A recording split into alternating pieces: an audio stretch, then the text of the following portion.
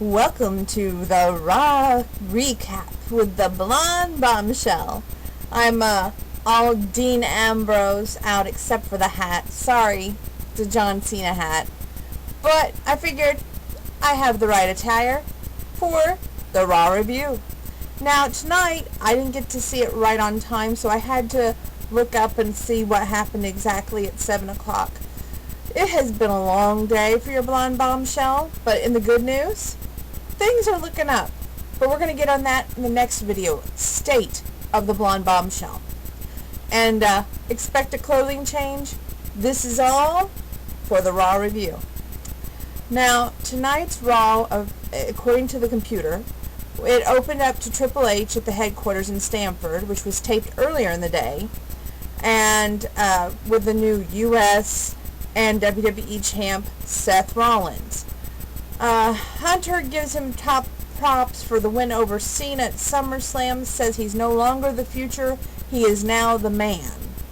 Now, what I don't like about that comment is, to me, Rollins is nothing. I just don't like the man. I don't like his hairstyle. I don't like him using Hunter's move. I want the Triple H of old back. I want that man to come back and say, you know what? You're using my move. I'm going to use the sledgehammer. You're out. Where is that Hunter? I'm asking you this, Hunter, because I am your fan. And I have adored you forever. And you just laying down and letting Seth take the reins is totally not what I want to see. Of course, they say Hunter says to Rollins it's time to take his place beside the greats like San Martino, and Rollins gets his own statue and says that it's going to be the greatest accomplishment of his career. Thanks Triple H from the bottom of his heart. And here comes the sickening moment. They hug. And then we go into the Raw opening. Of course, live from the Barclays Center, Michael Cole welcomes us. JBL and Byron Saxton, Reigns and Dean Ambrose versus the Wyatt family takes place tonight. Also, Jon Stewart addresses his actions at SummerSlam.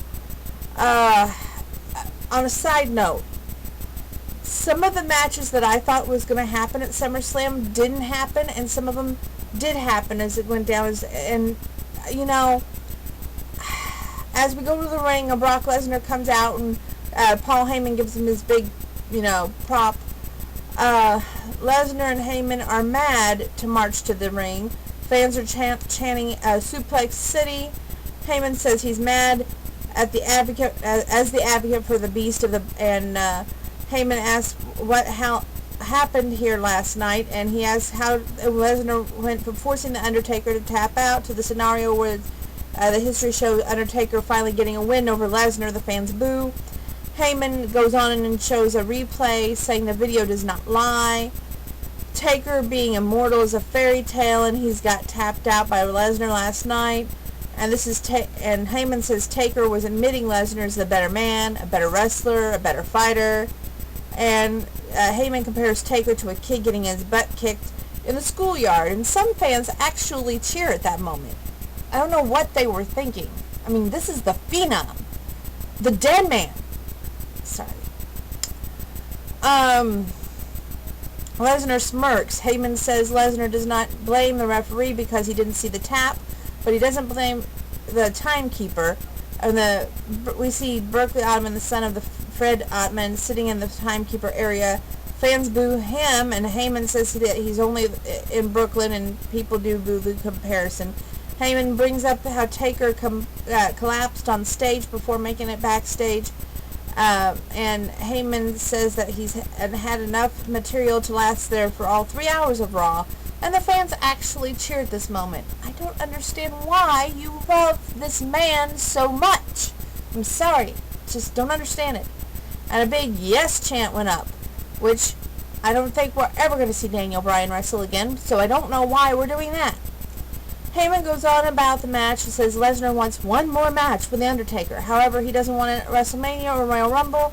He wants to do it Brooklyn style. And Lesnar takes off his shirt and waits for a fight, and fans chant, Suplex City. And, that's the stupidest thing that they've ever come up with, just saying on a personal note. The music hits Out Come Bo Dallas, and he runs this lap around the ring. Again, pointless moment. Bo tells Mr. Brock that he has good news and bad news. The bad news, Lesnar passed out at last night at SummerSlam, but the good news is that he eventually woke up and had a sweet dream, a good dream, like he actually beat Undertaker. Bo says that dreams can come true, and Lesnar just has to believe. Actually, this kid, he annoys the heck out of me, but I like him. He's got potential. Lesnar laughs and fans chant Suplex City, and Bo tells him to believe again, and well, Lesnar runs over him with a big pop, and Lesnar starts hitting several German suplexes, manhandling poor old Bo. I did get to see this part. It was sad but yet funny, because you cannot help but laugh at how stupid he had to be to get in there with Lesnar. And I sure hope he was paid well to take the beatings that he took. Anyway, fans chant one more suplex, and he hit 4 suplexes on Bo. Lesnar left the ring, and the music hit, and Heyman taunted him, and he was on the stage. Lesnar just turned around. Lesnar went back to the ring. Now, mind you, Bo was laying there face down and knocked out. Lesnar gives him another German suplex, but the fans want one more. He leaves the ring, and they boo. Lesnar's music hits again, but Heyman tries to talk him into going back to that ring. And Lesnar turns around, and the fans pop again. And Lesnar goes back in the ring, grabs Bo for an F5. Now Heyman takes the mic and says Lesnar doesn't believe. And Lesnar drops Bo with an F5, and once again, his music hits as they leave. Then we have the New Day versus the Lucha Dragons. Now, I told you going into SummerSlam, I did not see the primetime players coming out there victorious. I was right, because the New Day is the new champs. Now, of course, Titus O'Neil and Darren Young, the primetime players, were sitting at ring doing commentary while we had the new champs out there. And I really thought the way they came to the ring spoke volumes. I mean, I'm talking about New Day. I liked how creative they were, that they were not singing really New York, but they were singing New Day. And of course, they won their match. And after the match, this was the moment that everybody was going, what in the world are we looking at? Because out of nowhere, these fireworks go off, and down comes the Dudleys. Oh my land. It was like unbelievable, because when they hit the ring and they nailed Woods at ringside, they unloaded Kofi and Big E before dumping them both. Fans just went nuts, as I did too. And we all called for the table, and Woods went through it, and then the Dudley death drop. And then, of course, they went to ringside to have words with the primetime players before they went back to the back. That was probably the best moment on Raw, bringing the Dudleys back. I don't know who thought of it, but that was the best thing you could have done for Monday Night Raw, because it was just going downhill. We got a close look at John Cena's 500 Make-A-Wish for the SummerSlam week, which I got to give him top props for that. Because I just think that that is the best thing ever, that you not only use your celebrity for good, but you use your celebrity to show the fans that yes, they matter, and that you take time out of your schedule to go and you just go the extra mile to show that they mean the world to you, other than just words or a little letter that you could write to them. You take the time and you do that not because you're paid, but because you're a wonderful human being. And Cena, I give you top props for that. Hunter and Stephanie are looking at this statue of Seth Rollins, which about makes me sick, because I can't believe we're actually doing this, okay? And Rollins is but he's in the hallway or close nearby, and he wants to come in, and he's like, can I come in? And of course, they're like, no, not yet. And then they cover up the statue. And Rollins says that he's got respect for the company at the headquarters today, and he feels so good that the authority is in charge. And everybody is treating them with respect, yada yada, and Rollins walks off and everyone is all in smiling thing, which I thought that was pointless too. Why do we need to have Rollins respecting the authority, and vice versa, let alone Hunter going over the top like he's acting like Rollins is his own kid? Okay? I have issues with this. Rollins is not your kid. He's not your best friend.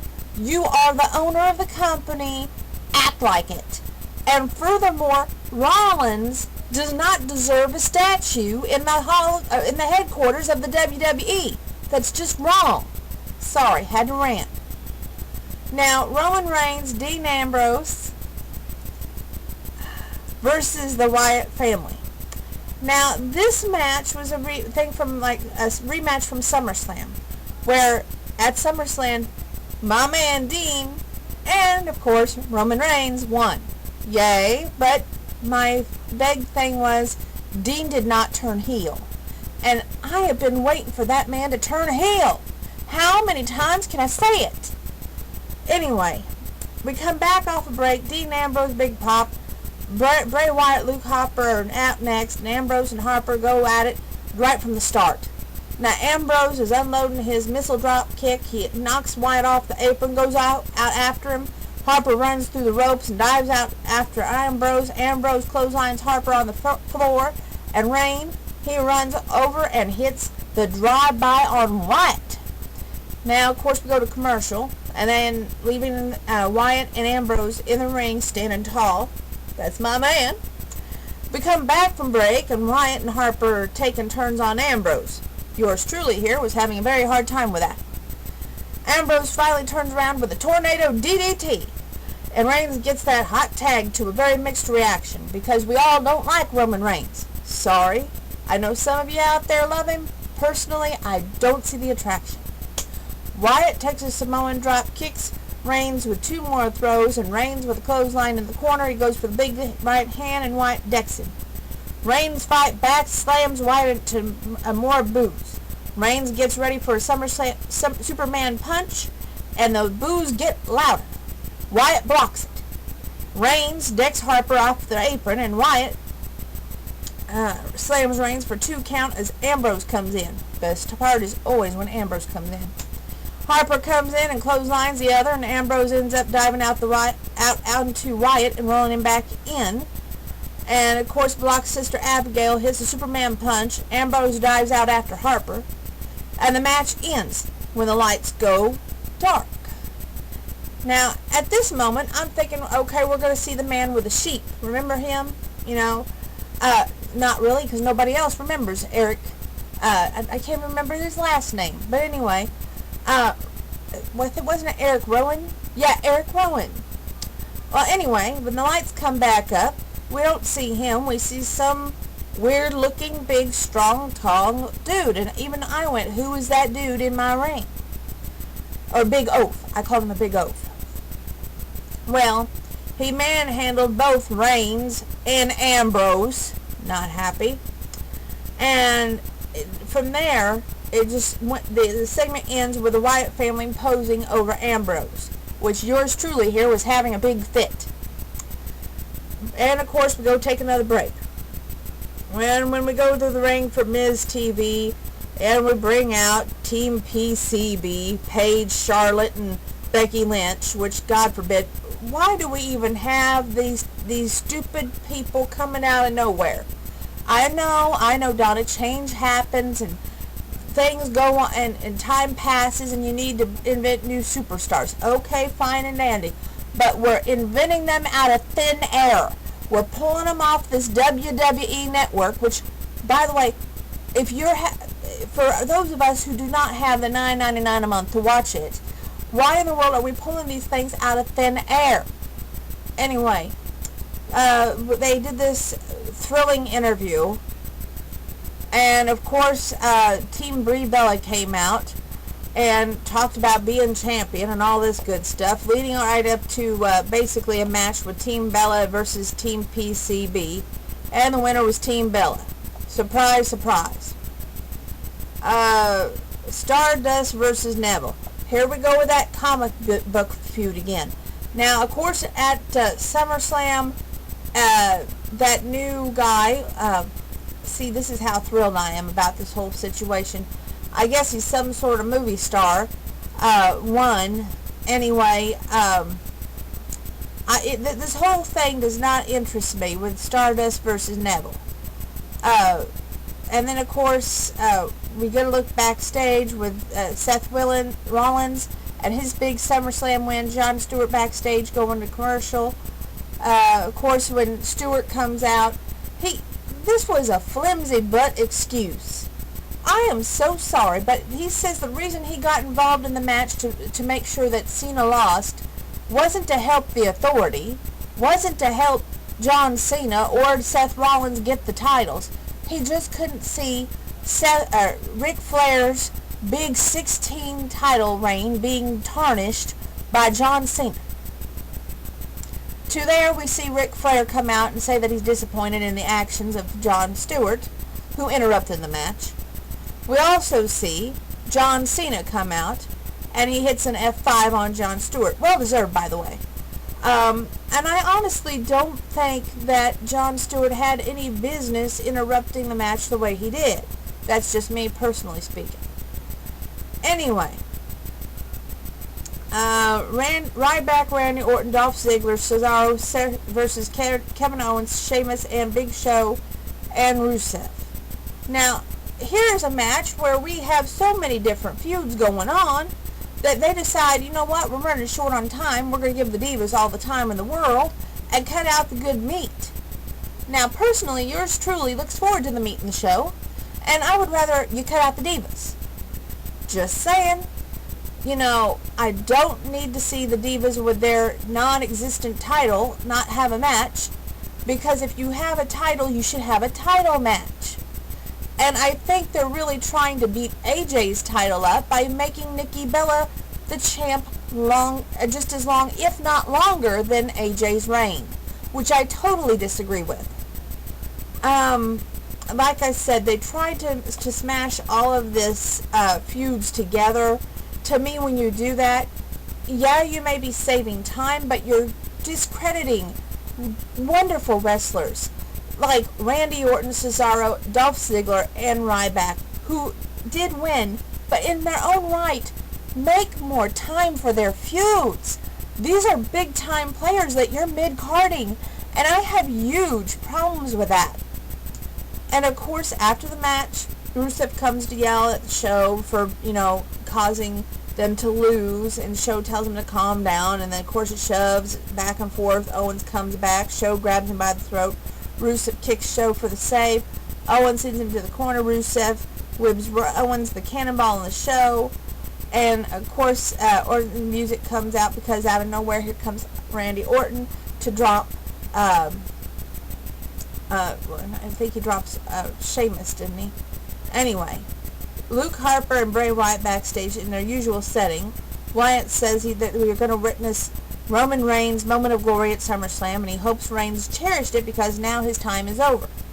Wyatt says that her greatest gift is tonight, which he introduces Braun Strowman, and says that he's Sister Abigail's black sheep. Which, here we go again with this Sister Abigail crap. Who is Sister Abigail? You want to build a diva? Why don't you build out Sister Abigail? Maybe that might bring us some more ratings. Sorry, you have all this possibilities and you ruin it. I don't know if you do it on purpose or if you just don't think WWE, but by land, do something about your product.